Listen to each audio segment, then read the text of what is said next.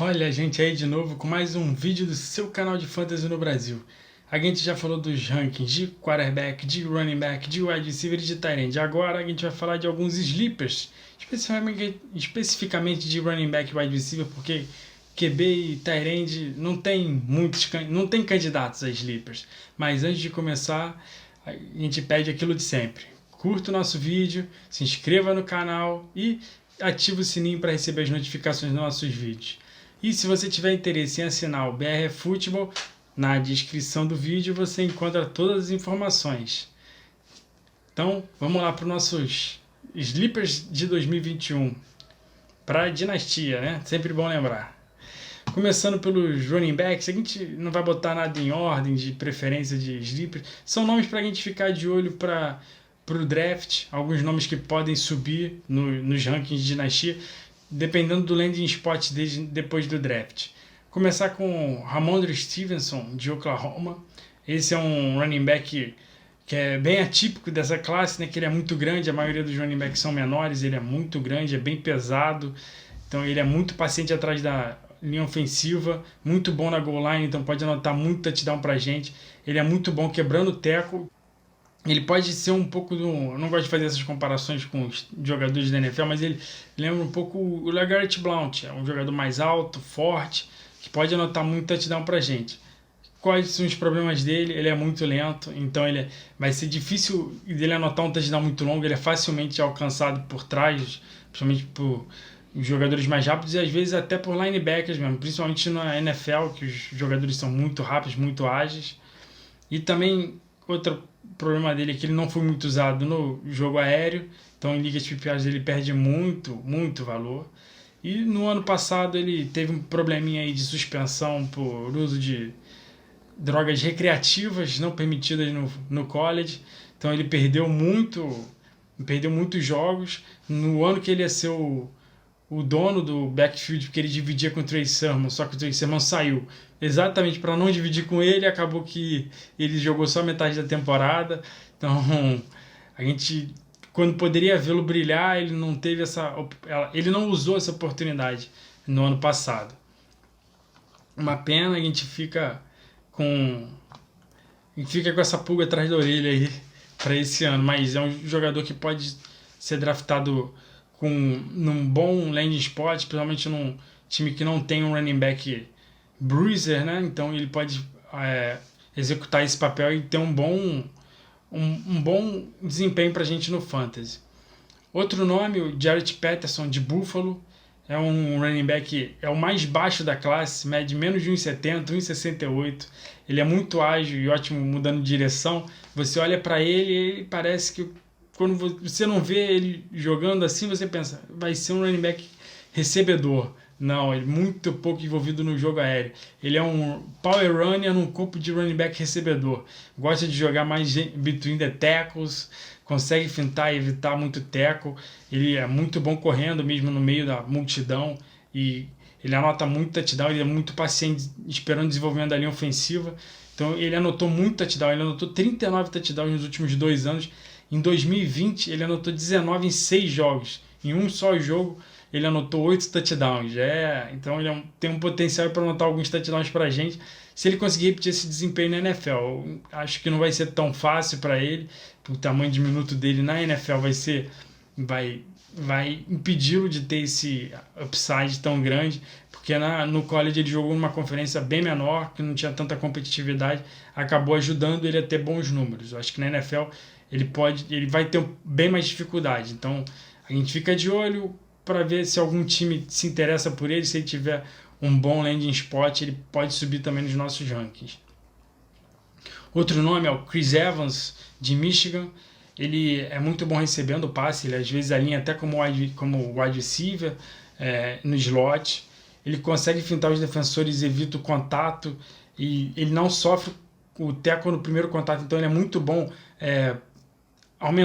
estendendo as jogadas, né? Então ele vai ser muito útil nesse aspecto.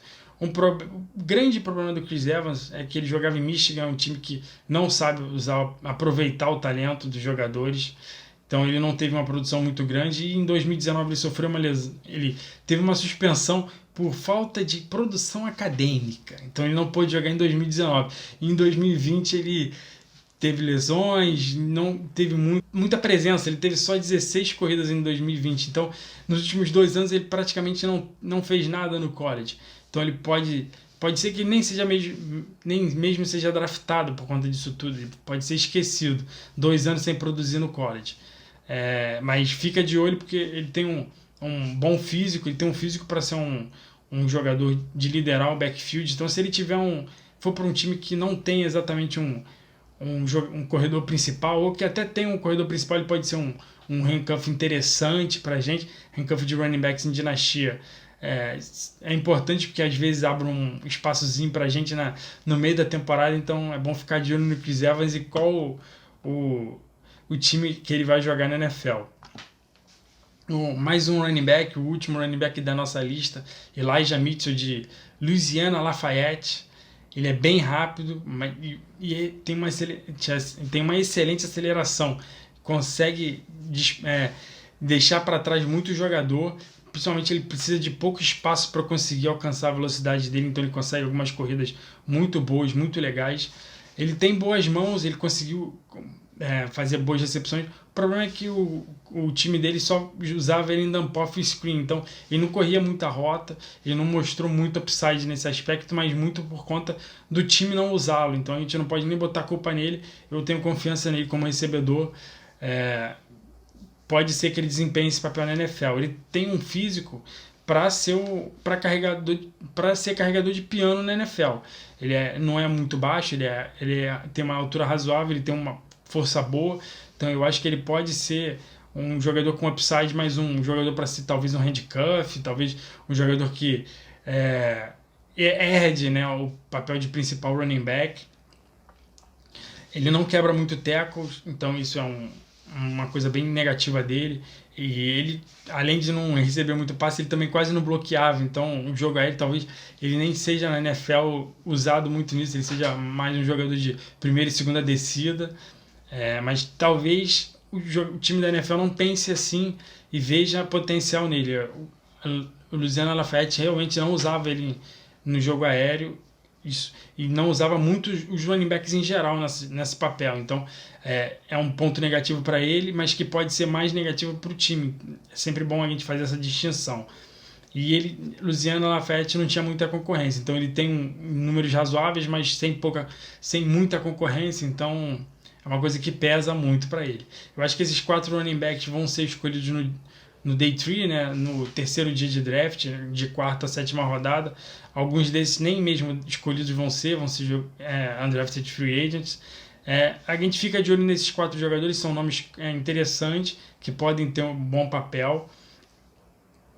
A gente só espera que eles tenham possibilidade de jogar na NFL, né? Estejam um time que possa abrir espaço para eles. Se eles forem para um time que já tenha um running back 1 e mais alguns jogadores, por exemplo, Cowboys, que já tem o Tony Pollard de handcuff do Zeke, ou até o Colts, que tem o Jonathan Taylor, Marlon Mack, Nyheim Hines, aí eles não vão arrumar nada, mas talvez eles vão para um time que não tenha, que só tenha por exemplo, Cincinnati Bengals, que tem o John Mixon e um monte de jogador que não produz muito, então eles podem ser um handicap interessante.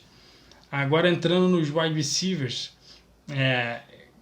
eu gosto muito do Tamarion Terry de Florida State, que é muito bom quebrando o tackle, ótimas recepções contestadas.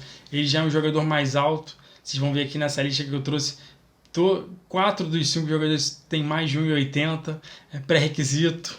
Então são jogadores que se destacam um pouco por isso, porque essa classe tem muitos jogadores baixos para produzir pós-recepção. Esses jogadores aqui são jogadores para disputa de bola mesmo. Então, Tamarion Terry, como eu vinha falando, ele é muito bom quebrando tackle, ótimas recepções contestadas e ataca a bola quando a bola vai na direção dele. Então ele vai conseguir fazer muitas recepções difíceis, receber touchdown, tem um bom potencial para ele.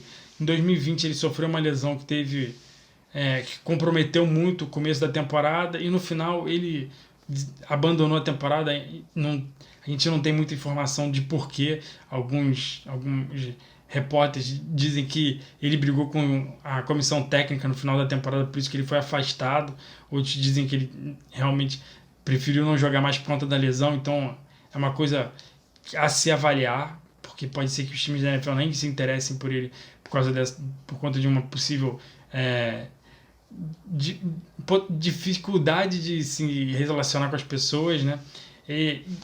O jogo dele tem alguns problemas com a execução de rota, ele é um pouco quadradão nesse aspecto, ele pode melhorar, pode refinar um pouco nesse atributo. E ele comete alguns drops um pouco bobos, então tem que ter um pouco mais de concentração na NFL.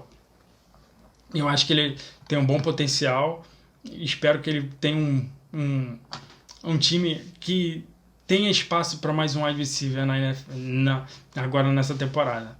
Outro jogador que eu gosto muito, talvez o destaque dessa lista de wide receiver para mim é o Nico Collins de Michigan.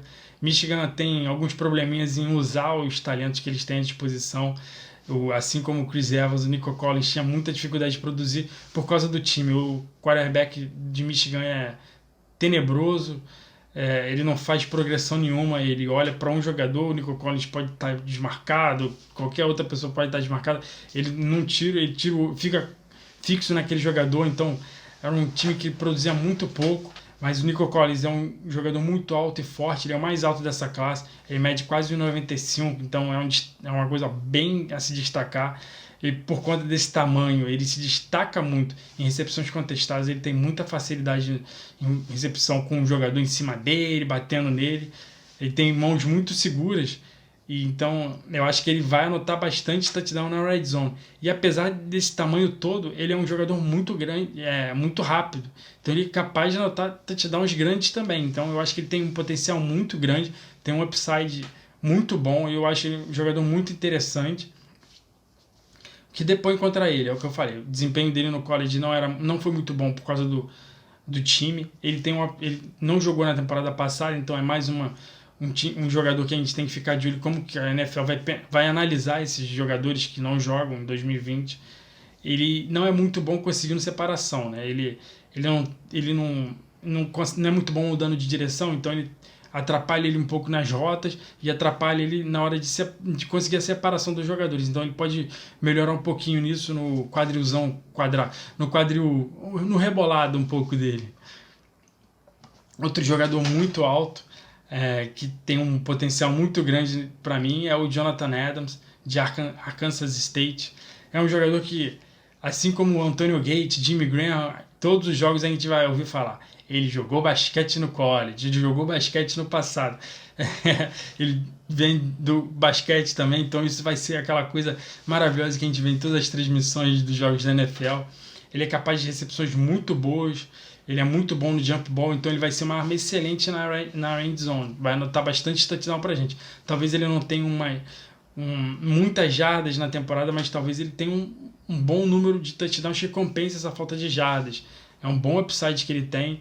Ele é bem devagar, então ele não vai anotar um touchdown muito longo, ele não consegue estender muitas jogadas, não consegue muitas jardas após a recepção. Ele também tem uns problemas com drops que são... Ele é aquele jogador que tenta correr antes de receber a bola, então atrapalha muito ele nesse momento. Ele foi... No college, ele jogou em Arkansas State, então ele ser muito alto, ele tinha um mismatch absurdo, que na conferência dele não tinha muitos cornerbacks muito bons, principalmente eram muito baixos. Então, se você vir alguns lances dele, principalmente touchdown, o jogador pulava, ele praticamente nem precisava pular para fazer a recepção, assim. Então, a gente tem que ver como é que ele vai se sair na NFL por conta disso. Eu acho que ele vai ter um pouco de dificuldade na NFL, que ele não tinha no college, mas eu ainda acho que ele vai ser uma boa peça se ele cair num time que saiba utilizar esse tamanho dele. O único jogador aqui, o próximo é o único jogador que não tem, que é abaixo de 6'0" na altura, é o Dwayne Eskridge, que tem 1,75, abaixo de 1,80. Que eu destaco dele, que ele é excelente após a recepção, ele é muito rápido, e eu acho que o que pode fazer com que na dinastia o valor dele suba muito é que ele teve um desempenho espetacular no Senior Bowl, ele arrebentou. Então, tem muito time que leva muito isso em consideração. Pode ser que ele seja draftado no segundo dia. Então, isso faria com que ele já mudasse totalmente de valor para o nosso draft de dinastia. Então, ficar de olho com ele na quinta, principalmente sexta-feira, se ele sair na sexta-feira que vem, para ficar de olho nisso. Ele tem dificuldade quando ele é marcado de forma muito física para conseguir a separação, por ele ser um pouquinho mais fraco. Ele não foi muito usado em rotas verticais, então ele não tem aquelas rotas que são muito grandes para receber a bola. Ele recebe a bola e depois ele tenta conseguir muita jarda. Na NFL isso é bem mais difícil de fazer do que no college. Principalmente que ele não é muito bom quebrando tackles. Então, isso pode ser um ponto negativo para ele, né? E uma outra curiosidade quanto ao Dwayne Haskins, ele não jogou basquete, mas ele jogou como cornerback no college. Então vai ser outras coisas que vão falar muito dele nas transmissões.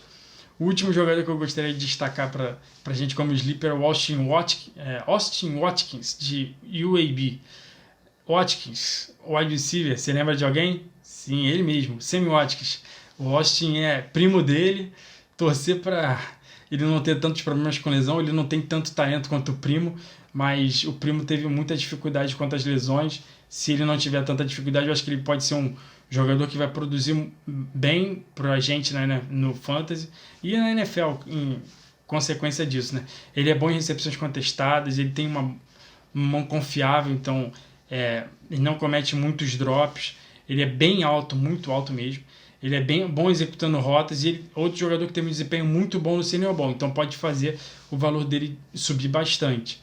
Um pouco dos problemas dele é que ele não tem ele é meio duro, ele não consegue mudar muito de direção, então perde um pouco nas rotas e conseguindo a separação.